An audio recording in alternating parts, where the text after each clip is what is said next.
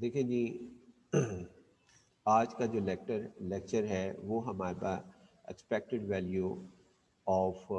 Discrete random variable کے تحت discuss کر رہے ہیں، یعنی اس کے اندر ہم discontinuous random variable continuous random variable discuss نہیں کر رہے، یعنی یہاں پہ مجھے لکھ دینا چاہیے تھا کہ یہ سوال جو سا ہے فار دا ویئر ایکس، یہ آپ نوٹ کر لیں، where x is a discrete discrete random variable کہ یہ ہمارے پاس discrete random variable ہمارے پاس موجود ہے،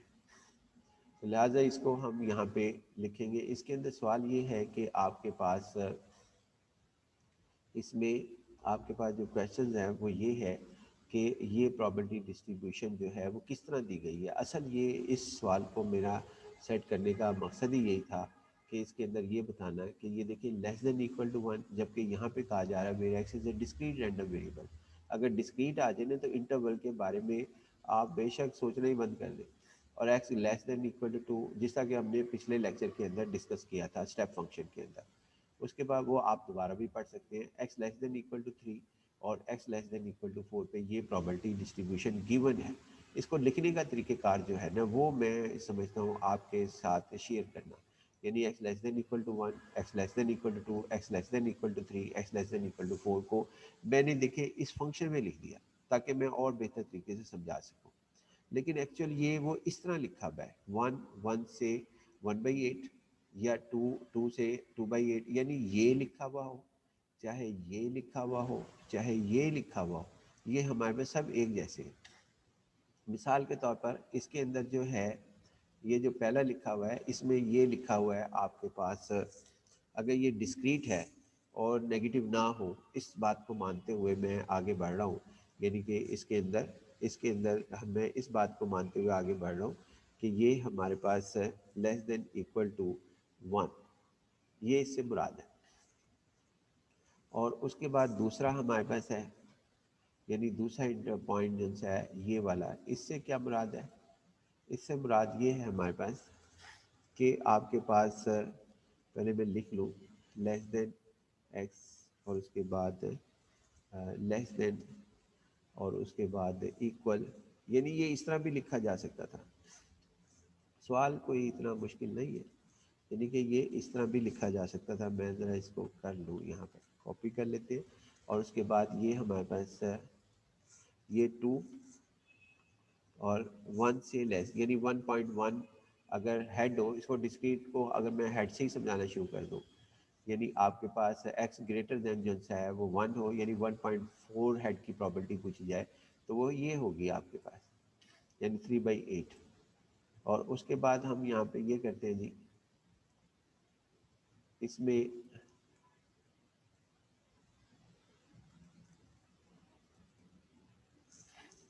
اب ہم اس کی طرف آتے ہیں،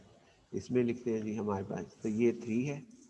یہاں پر 3، اور یہ ہمارے پاس کیا کہتے ہیں یہاں پر آپ کے پاس 2 ہے، اور پھر اگر ہم نیچے آتے ہیں مزید، یعنی اس کو یوں بھی لکھ سکتا تھا، میں یہ کہنا چاہتا ہوں، اور اس کے اندر کوئی خاص جو ہے وہ ہمارے پاس میسج نہیں آتا کہ یہ آپ اس کے اندر کیسے لکھ سکتے ہیں، تو یہاں پہ یہ 3 ہے، تو یہ سب چیزیں جو ہیں یہ یہاں پہ لکھی جا سکتی ہیں، اور اس کے بعد ہمارے پاس کیا کہتے ہیں، یعنی یہ سب چیزیں ہمارے پاس ایسے لکھی جا سکتی ہیں لیس دین 2 ڈسکریٹ کے اندر، شرط یہ ہے ڈسکریٹ ہو، اور ڈسکریٹ میں ہم پہلے بھی اسٹیپ فنکشن میں ڈسکس کر چکے کہ 1.5 1.7 1.2 اس کی پرابلٹی جو سی ہے وہ یہ ہوگی 3/8، اسی طرح 3.7 3.9 کی پرابلٹی یہ ہوگی، اور اگر میں اس میں مزید احتیاط کرنا چاہوں تو میں یہاں پہ لکھ سکتا ہوں کہ ایکس جو ہے وہ اگر یعنی کہ جو آپ کے پاس 0 سے بھی لیس ویلیوز، یعنی -1 -2، اس کے لیے یہاں پہ مجھے 0 لکھنا پڑے گا ادھر، اور یہ ہمارے پاس کیا کہتے ہیں اگر 4 سے گریٹر لکھنا ہو تو وہ امپاسبل ایونٹ کے تحت یہاں پہ 0 لکھنا پڑے گا ادھر، ایف آف ایکس کی جگہ 0۔ دوسرے لفظوں میں یہ کہہ رہا ہوں کہ یہاں discrete random variable probability distribution میں 1 2 3 4 لکھے ہوئے ہیں، اگر کہیں یہاں مجھے 0 لکھنا پڑے ایکس ये 1 2 3 4 की जगह 0, तो वहाँ पे प्रॉबिलिटी 0 लिखूंगा इस जगह पर इन बॉक्सेस के अंदर। और अगर -2 लिखना पड़े तब मैं 0 लिखूंगा, अगर 4.1 लिखना पड़े तो तब भी मैं इसके अंदर 0 लिखूंगा, इसके क्रॉसपॉन्डिंग एफ ऑफ एक्स के अंदर। वो आप यहाँ भी लिख सकते हैं कि अगर एक्स जो है वो आपके पास इसके अंदर, इसमें कोई एक शर्त ये लाजमी होनी चाहिए कि वो कहाँ तक जो है प्रॉबिलिटी 1/8 रखता है। मैंने यहाँ खुद ही 0 रख दी, यहाँ सवाल में ली थी लेकिन मैंने यहाँ पर जो है 0 रख दी। लेकिन अगर वो एक्सपेरिमेंट में बता दे कि ये कॉइन्स का एक्सपेरिमेंट है फिर तो ये 0 मेरा जस्टिफाई है। लेकिन अगर ये कोई ऐसा बता देता है वहाँ पर डिस्क्रीट रैंडम वेरिएबल जिसमें माइनस आ जाए, ये बड़ा अहम पॉइंट है, जिसमें माइनस हमारे पास आ जाए, यानी कि कोई आदमी मकरूज है, यानी -3 ₹3 का कम वो है, तो -3 अगर वहाँ पर आ जाता है तो फिर हमारे पास क्या कहते हैं उसकी प्रॉबिलिटी डिफाइन करनी पड़ेगी जो भी हमारे पास लिखी जा रही है। यानी हमें लिमिट लेनी है कि इसकी लिमिट 1 की जो x less than equal to 1 है वो कहाँ तक है, पीछे की जानी, यानी -∞ तक अगर हम जाएं तो वो किधर तक, वो एक्सपेरिमेंट ही बता सकता है हमें। यानी अब मैं इसको 0 क्यों लिखूँ भाई यहाँ पर, x less than equal to यानी x ग्रेटर देन 0, इसको हम यूँ पढ़ते हैं 0 लेस देन x पढ़ लें या x ग्रेटर देन 0, तो हमारे पास 0 क्यों लिखूँ मैं, यहाँ -7 क्यों नहीं लिख पा रहा या -2 नहीं लिख पा रहा। तो मैं बता रहा हूँ कि अगर ये एक्सपेरिमेंट बताएगा कि यहाँ पे कौन सी वैल्यूज़ हमारे पास लिखी जाए, तो यहाँ पे जो वैल्यूज़ है वो मेरा अपना ख्याल है कि अगर ये x डिस्क्रीट रैंडम वेरिएबल है तो डिस्क्रीट में तो -1 भी आता है, -7 भी आता है, -9 भी आता है। हमने एक सवाल यहाँ पर ऐसा किया है जिसके अंदर -6 रुपीज़ उसको लॉस होता था। पिछली एग्जाम्पल एक लेक्चर के अंदर हमने यहाँ पर ये सवाल किया, आप पिछले लेक्चर्स में देख सकते हैं, तो वहाँ -6 भी आ सकता है। तो यहाँ 0 क्यों लिखा, यहाँ पे -6 क्यों नहीं लिख दिया। तो इस सवाल का जवाब मेरे पास ये है कि जो एक्सपेरिमेंट परफॉर्म कर रहा है, मिसाल के तौर पर अगर ये जो डिस्क्रीट रैंडम वेरिएबल है वो एक्सपेरिमेंट कहाँ से फाइंड आउट हुए एक्स की वैल्यूज़, अगर तो ये हुई है हेड से, तो हेड में नो हेड ही हो सकता है, -1 हेड नहीं हो सकता।